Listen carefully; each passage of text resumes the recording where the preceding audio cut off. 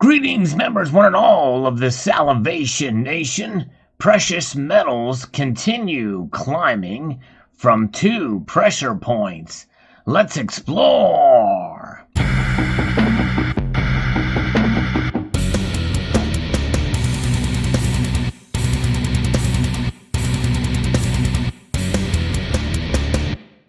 As you can see here, we're seeing some pretty solid gains across the board. All of the metals are in the green now. Gold, silver, platinum, palladium, and even rhodium has made a little bit of a move here today. We're going to talk about some of the reasons why this is occurring and what it could signal for the coming year for precious metals. Before we get into that, if you enjoy seeing some news and discussion and on precious metals, I'd encourage you to hit the thumbs up button. It helps the algorithm to get the news out there and to get this video shared.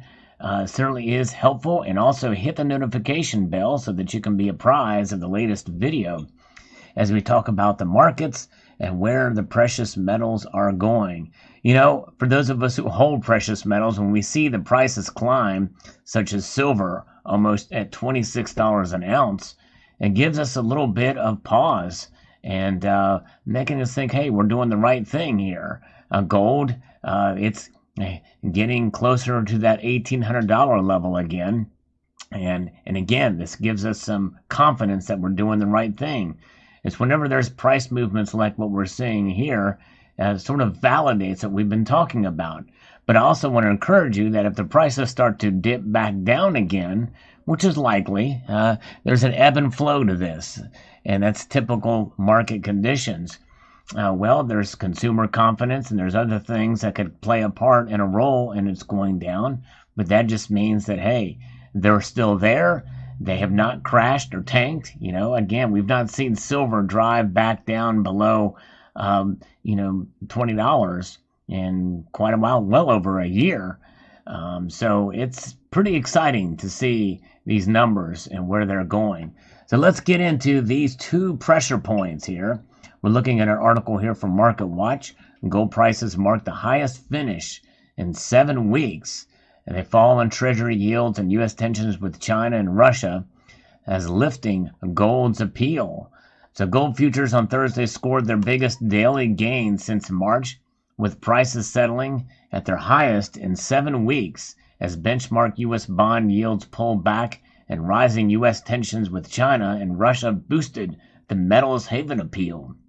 It should be noted that China and Russia both have been stockpiling gold in their reserve banks. Why? Because they want to eventually be as independent as they can from the dollar. Gold also moved up after a series of good reports on the health of the U.S. economy. Now, why would that happen? Well, it's because it means that the velocity of money is going to be increasing, especially with these stymies, the $1,400 checks that are, again, starting to make their way still around to many Americans out there. And it gives some support for bullion, given the threat of inflation. So that's the second point. The climb in U.S. tensions with China as well as Russia may be encouraging some safe haven buying of the metal, said Michael Armbruster, managing partner at Altavest. And that is an interesting component here because geopolitical tensions certainly do play a role.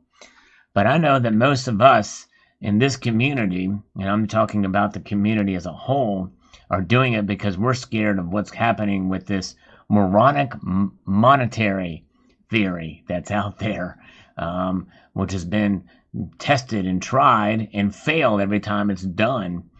This massive printing of money and currency out there, injecting all this liquidity. What is that going to do?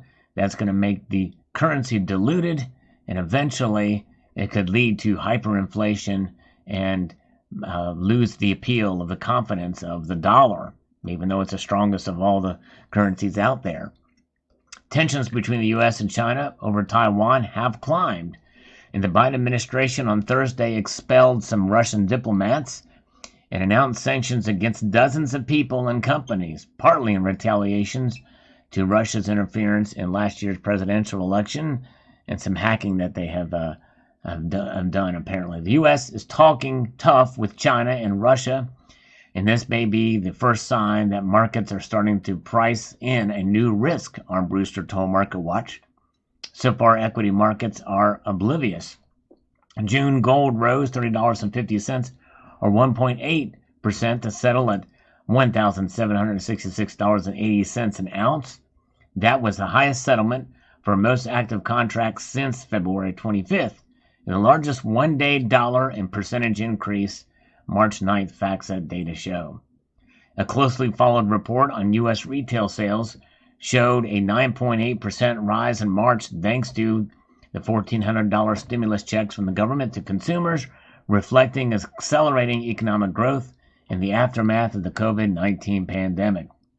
The U.S. retail sales numbers have strengthened the optimism among traders, wrote Naeem Aslam, chief market analyst at AvaTrade, as in a note.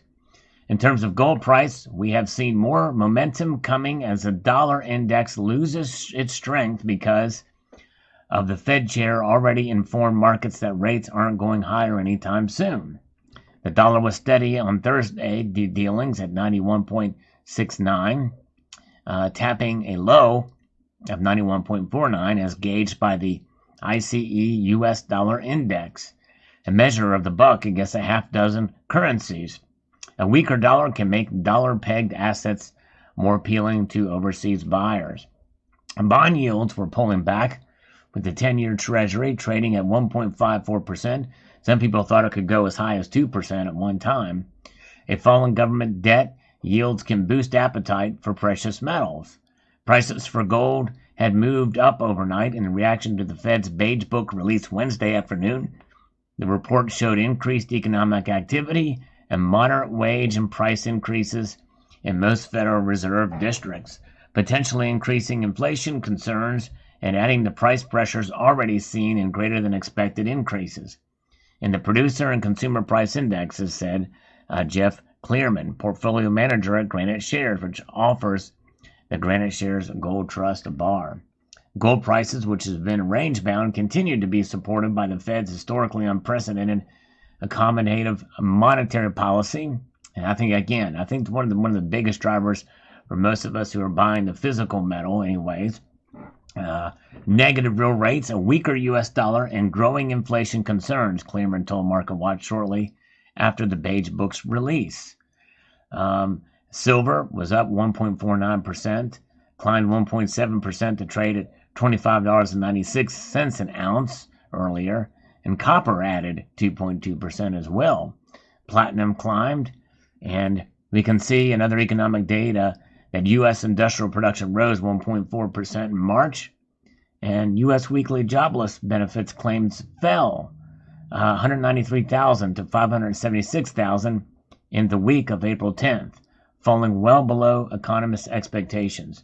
So more people going back to work means that there's going to be increased economic activity, which means that there's going to be probably more money flowing, currency flowing in the system, and that means that there is a stronger potential for an increased level of inflation. Because again, we already are in inflation at the moment. We're already there. We've been seeing it for quite some time. In fact, it's targeted by the Federal Reserve at 2%. Now they're saying 2.5. We saw 2.6 by most measures already, but it's going to just increase. Because what have we not seen in times where we've seen this liquidity into the markets, this quantitative easing measures?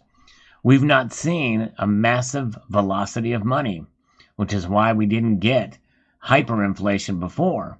But with all of that money that's still out there in the marketplace and overseas, back from 2013 and 14, from the third round of quantitative easing, where's that money? Eventually something's going to give. Somehow that money is going to be repatriated if people start to lose faith in the dollar. And so with what we've been seeing here in the last year with the coronavirus relief packages and 3 stymies, essentially these economic stimulus to each American, there's more of a chance of this velocity of money increasing, which is going to lead to and ever-increasing inflation. I'm reluctant to say hyperinflation in the immediate time frame, but we could see it in the median time frame, and it looks like we could see it later on too. I could see it happening within a year or 2 years. Who knows? Regardless of what the timing is, whatever they're doing is the wrong thing to do. All this massive printing of currency out there in the marketplace or into people's hands, and it just devalues the currency. They can't print silver, they can't print gold, and I think that is partially what is weighing on these. That's part of one of the two prongs here. That pressure point, I think, is stronger with fears of inflation, and that's why you're seeing now silver getting much closer to that $26 an ounce level, which are numbers we haven't seen in a little while here. It's nice to see it kind of break through.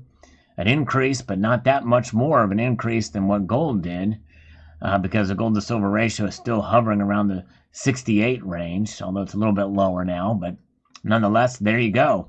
So fascinating where the markets are, where the prices are for gold and silver, and we'll see how it plays out. Let me know your thoughts in the comment section below.